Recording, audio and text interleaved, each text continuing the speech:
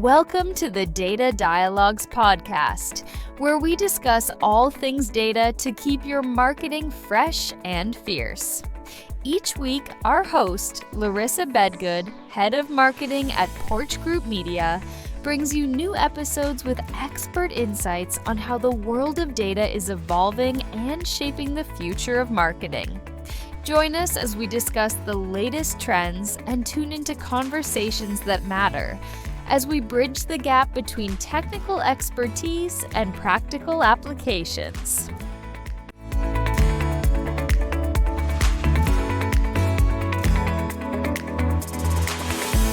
Our first inaugural podcast we are just launching.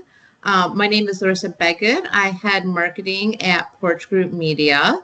And joining for our first podcast is Kristin Jones. Welcome, Kristin. Hi, happy to be here. I'm really excited. So a little background on this podcast. We love data. We're data obsessed. Porch Group Media is all about data. We lead with audience data activation. The purpose of this podcast is really to just kind of introduce you to the world of data, how it is used in marketing. Our plan is to have weekly guests, weekly episodes, 15 to 20 minutes long, just on a different aspect of marketing data. So today, Kristin and I are jumping off the cliff and talking about big data. And we gathered some really, really cool facts that we wanted to share with you all. So diving right in, did you know that internet users produce about 2.5 quintillion bytes of data daily? I have no idea how big it is. I just know that it's like 18 zeros, and that's a lot of data. Yeah, that's huge. It's almost hard to even comprehend. So I remember, definitely aging myself when like the first computer came out, and there was this whole thing like, wow, like what is the internet? I was actually watching a video not too long ago from, it was the Today Show, and they were like, yeah, what is this internet thing? Like, what is email? And now today we have this massive amount of data that we're producing on the internet. And that to me, it's mind-boggling.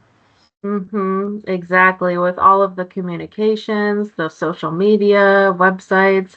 It's funny, I'm also going to age myself a little bit too, but I remember when I was in middle school, me and my best friend, we had emails and we would email each other like every day. And one time we emailed each other at the same time and we were so excited. We were like, oh my gosh, we were on at the same time. And it's like, now it's like you can pretty much easily connect with people instantly anytime you want.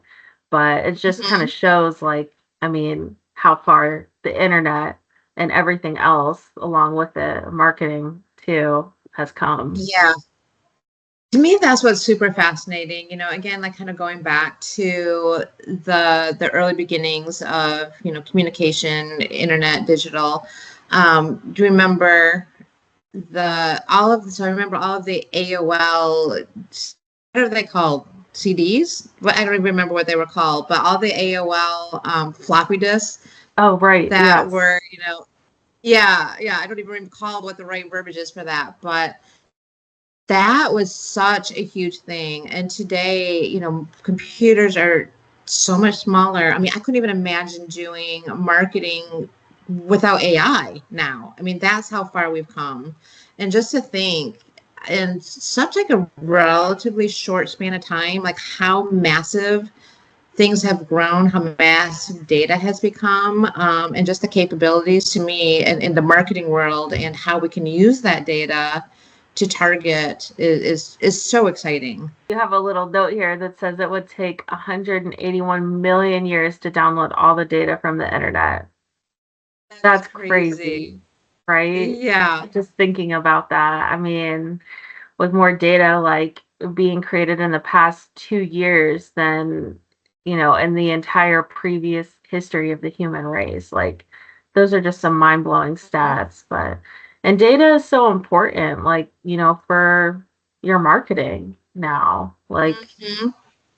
we're in the age of like consumers are expecting personalization, and you can't do that without having the right data. And I think that's where Porch Group Media can help so much with brands, marketing strategies and their Mhm. outreach and stuff. Absolutely. You need that data to create those personalized offerings, those personalized marketing campaigns. I think when I first started with Porch Group Media, so when going back a little bit, when I first joined, we were data mentors, and we went through a series of acquisitions, name changes, rebranding, and so forth to become the company we are today. We were acquired by Porch a few years back, and are now Porch Group Media. But when I first started, it was like, wow, data-driven marketing. This is really, really cool. That was 16 years ago when I started. And just the fascination that different data points can be used to really personalize outreach. And Mm-hmm. it was such a thing. The terminology back in the day was, wow, are you a data driven marketer? Right, Today, if you're not using data, like, you don't even have to say, yeah, I'm a data driven marketer. It's you need to be. You really right. need to be in order to fine tune your personalization to be competitive. If you're not reaching out to your consumers, your customers, and so forth with all the data points that they are producing to come up with really targeted messaging, you risk getting left behind. Um, Consumers today leave such a rich trail of data, from even things just like what is their name, where do they live, things like that are no brainers, but it's those really, really nuanced types of data that you can use, such as purchase history, what have they been browsing for, life events. And so just think of like all the things that you do when you're on the internet, which is why we have such huge, massive amounts of data that are being produced.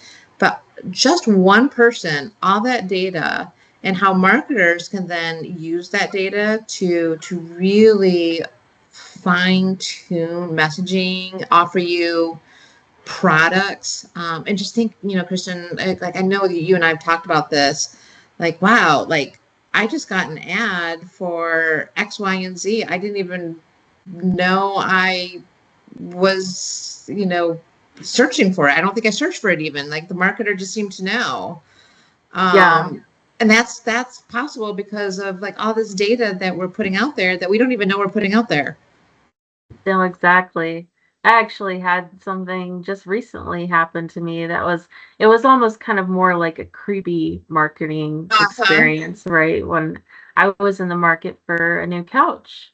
And I went to, a few places in store mainly, because with a couch, you need to try it before you buy it. It's not so Mhm. easy to just go online unless you've already looked at it, right? And then you want to purchase it online. But in my situation, I went to a few different furniture stores, and I finally figured out the type of couch that I wanted. It was a very specific fabric, a specific style, and I really locked in what I was looking for. However, I did make my decision, and I went ahead and I was, figured out which option I wanted, which store I wanted to buy it from for the quality, the price, and everything. Now that I was on Instagram, and I was seeing this exact type of couch. There wasn't any of the places that I had visited, though. I thought that was very interesting. Uh-huh. The exact type of couch. It wasn't just any old couch. So I thought that was very interesting too. That I was like, how'd they know? You know, with what we do here, we Right. maybe have an idea of how they could know, but it was interesting because I actually hadn't, typed the query in anywhere Right. for that specific type of couch. It was all just me with my foot traffic to those stores. So I know so many people have had experiences like that where they're just thinking about something and it shows Yeah. up. It's hard to Okay. explain. Question. Question, what type of couch did you get? It's a zero gravity couch.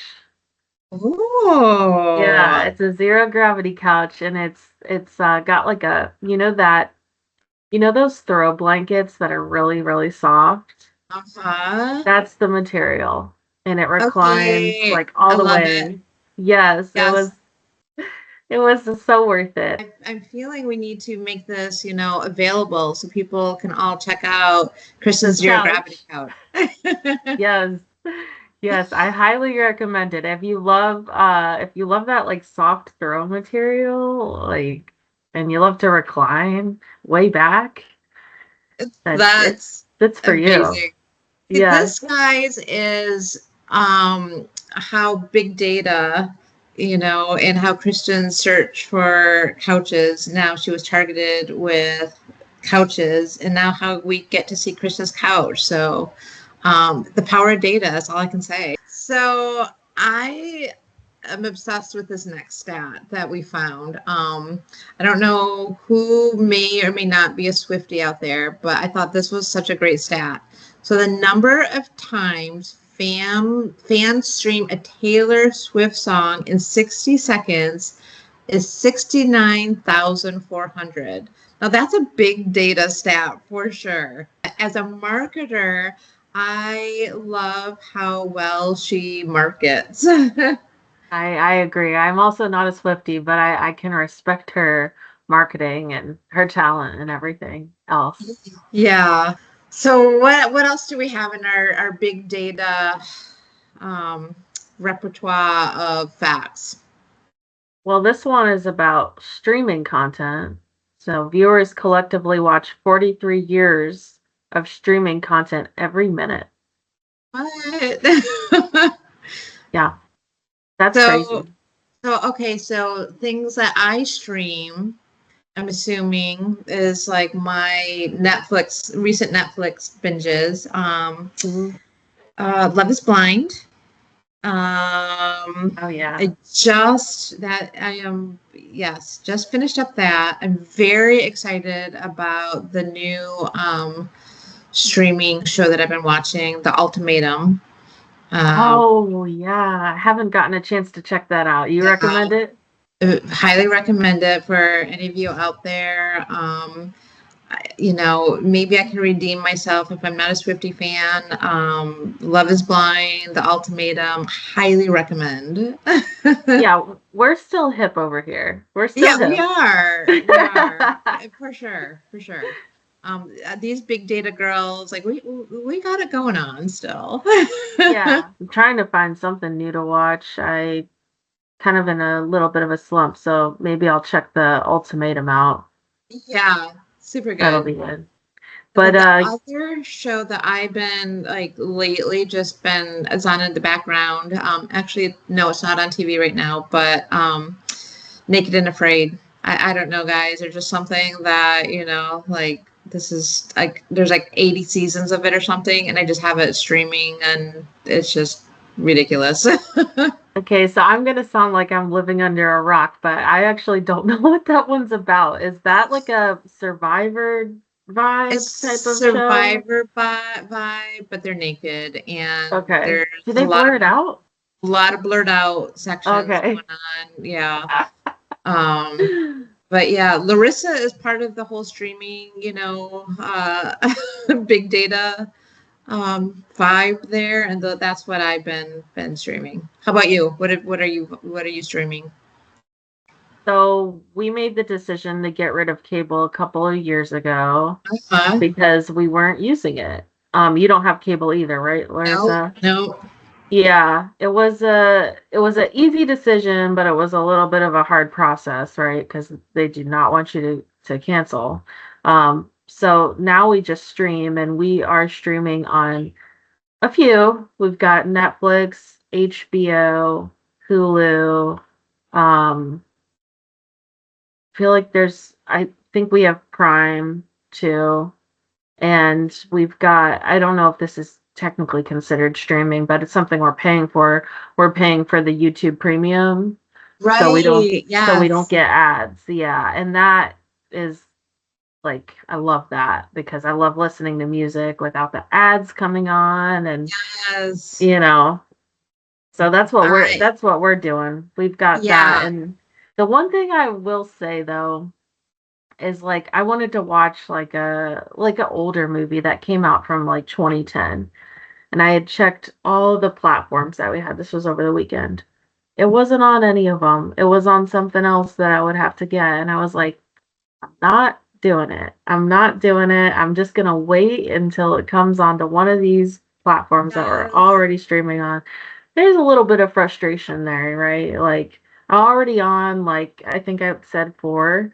Yeah. Would be nice that if it was on one of those, but that's just the way it is. They just always something. And it's an older movie too. It should have been on the one of these. Okay, so what movie 2010. is it? Oh, so I will just preface this with I love scary movies. I love horror Okay. movies. So it's a movie called The Crazies. Have you seen it? Oh, I have not, but I guess I won't be able to stream it unless I have the right platform. Yeah, so it said it was on Hulu, but you had to buy like a Stars subscription. I hate when they do that. Yeah. Ah, And I could have probably done the free trial, but and just in fear of not canceling it in yeah. time and then getting charged.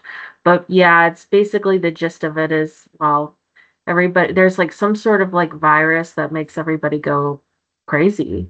Oh, And yeah. it's just it's really spooky. But I I find wonder. that go ahead. Okay, it sounds kind of familiar. I do love how you can join our Data Dialogues podcast and get a dash of big data, facts, marketing data, information, and an entire recommendation on what you should stream. Exactly. Exactly. We're gonna keep you in the know there. But then this Exactly. other stat that you have here, that is amazing to just think about is 241 million emails are sent every minute. Yeah, that to me is mind-boggling. That's actually a really good point on where you should be focused on in marketing this year. Is there's so many emails that are being sent. We're just being saturated. Your customers and prospects, consumers are being bombarded with emails. And email is great. Absolutely, you should be using email. But it's also, with that many emails, what was it, 241 million emails every minute? What a great segue into, what I'm very excited about is podcasts. Consider launching podcasts, consider doing more video, direct mail. So there's such a saturation of email. And again, we use that all the time. That's such a strong Mhm. channel for us.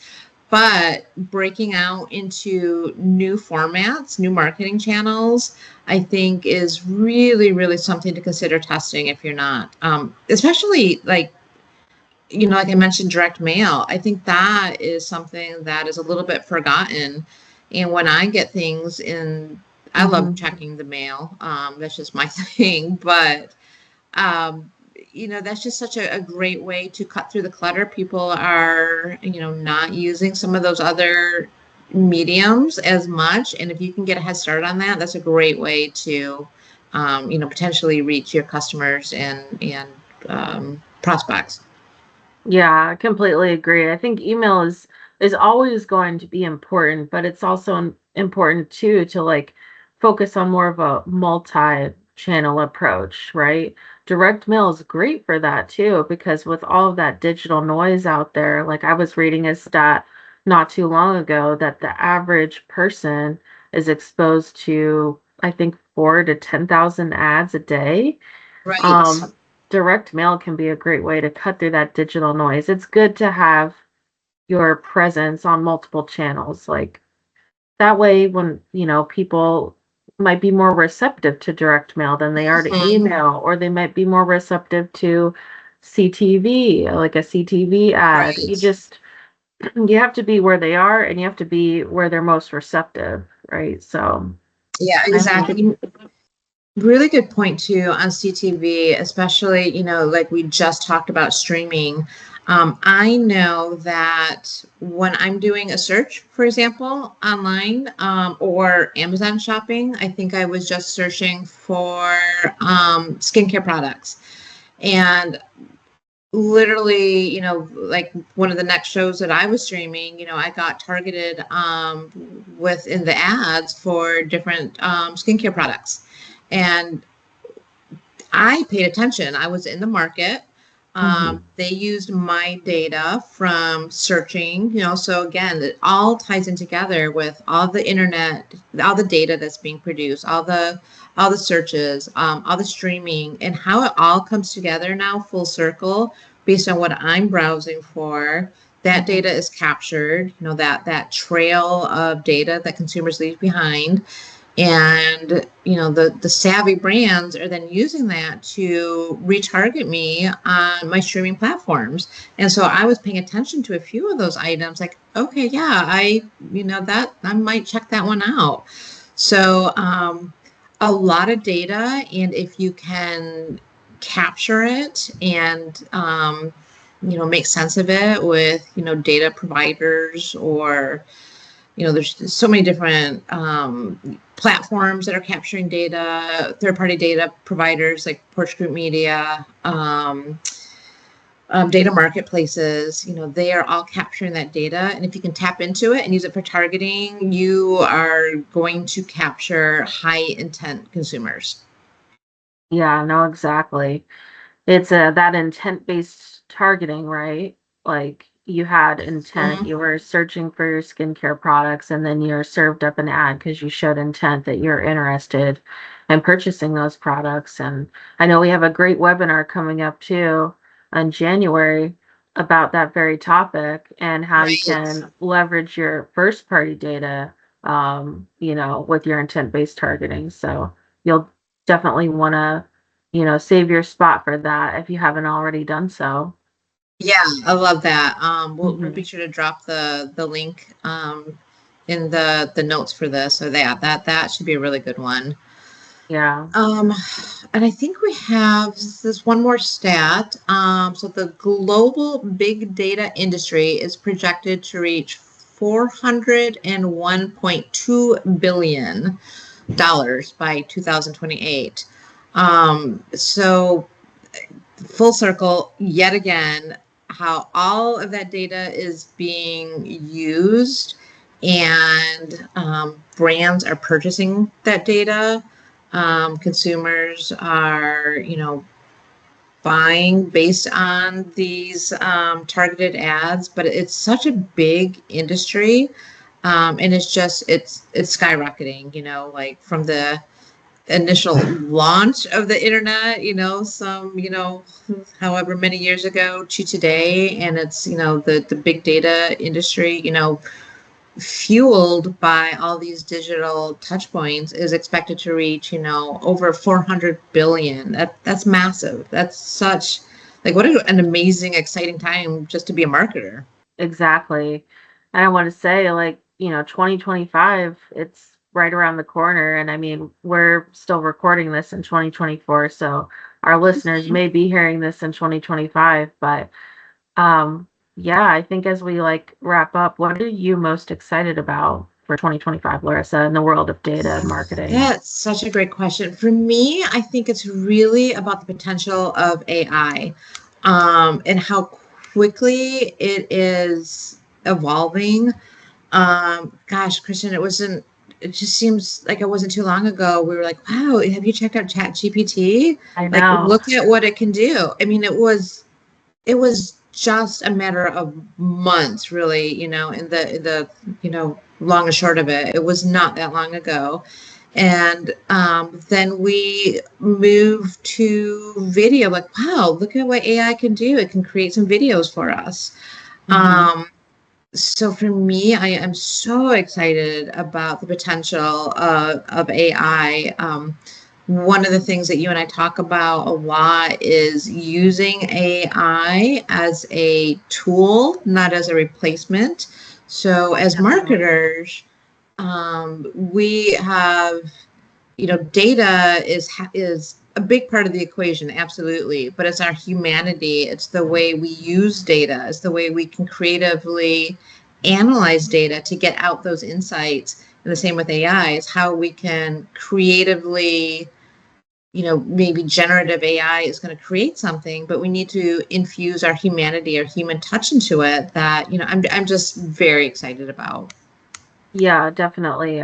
I love how AI has helped make a lot of the mundane parts of what we're doing easier, but you can't just leave it at that, especially when it comes to like creating content, for content marketing, which is something that I do a lot of. It's a great tool, but it doesn't replace the humanity behind that. And we can get into that in future episodes about how Mhm. AI it's completely changed SEO as we've known it for the last decade. Right. Things are not the same. SEO will not be the same. So that's one thing. It's exciting, but also nerve-wracking too, to like think about, you've got to completely change how you've been doing SEO and how you're thinking about SEO. But that's definitely a topic for another day Yeah. because we could keep going on and on if we were to talk about that. But I echo your thoughts. I'm also excited about AI. And I'm excited about some of the things that we've been doing here at Porch Group Media that we'll continue to talk about in 2025, like home factors. Very excited about the possibilities there with our homeowner data, our property insights, all proprietary from Porch. That's super exciting. Yeah, I think 2025 is going to be a really great year. Yeah, I'm super excited. I think we have a lot more topics that we just briefly touched on that we'll be sharing with you.